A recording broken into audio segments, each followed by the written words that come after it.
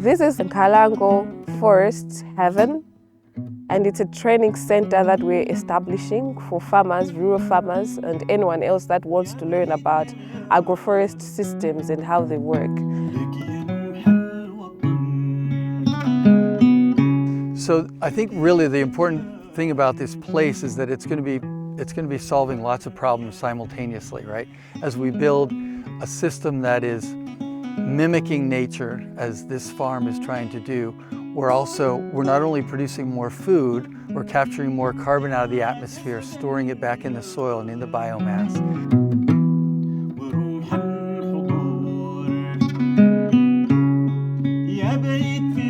So we're introducing different agroforestry systems, and we want to be able to train people here. It's a training center that we're establishing for farmers to be able to show them what they can do on their land and how they can grow food without using chemical pesticides, without using chemical fertilizers, and that's just by using the natural systems that they have available for them. How can they harvest water? How can they plant the right trees that would put fertilizer in the soils? How do they restore their land or restore the soils and regenerate the soils?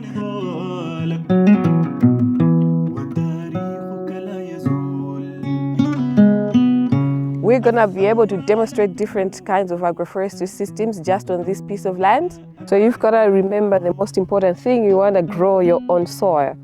We're going to truly rely on what the land is providing. So we used a couple of maize stalks as well as green matter to create this big compost pile. So this is just an example of a compost pile that we've created.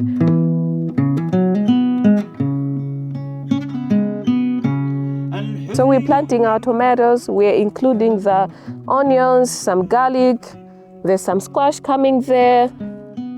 We've got some basil, we've got some kernels. So we are creating a diversified system that's gonna support and work together. That's how the ecosystem works. So you'd find the flowers that we've planted in here, their core purpose is to repel some pests. A pest that would want to come eat this tomato is gonna get confused because it's gonna find this flower and maybe the flower is more nutritious for it to eat. It's gonna find these onions that we're also growing on the same bed.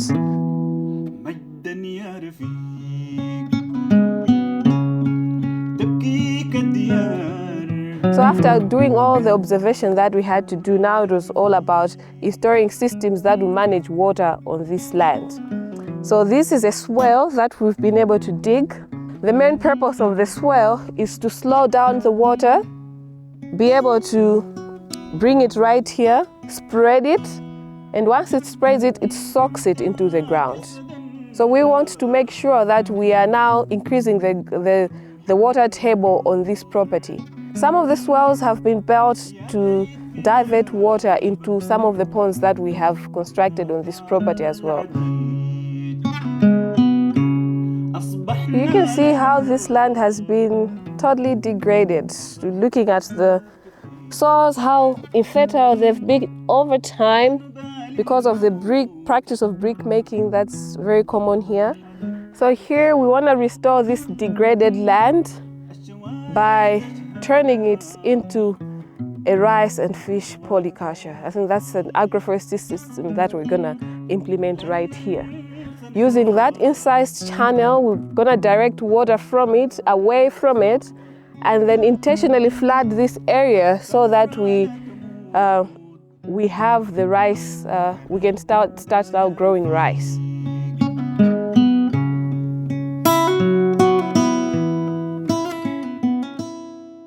The systems that are being put in place here are going to be really important for this region and for Malawi, and actually for the world. These are kinds of systems that need to be put in place all over the place. Little by little, if we can be transitioning our landscapes into these mimicking of ecosystems where we're trying to grow food, we're really going to be able to heal our earth. We can draw down carbon out of the atmosphere. We're going to recreate biodiversity. We can become the humans that we should be, right? Humans that can be part of building a beautiful planet. We don't have to live in a way that's degrading the earth. We can actually live in ways that orchestrate a beautiful symphony of life on the planet that I think we're called to do. And this place is trying to do that. you.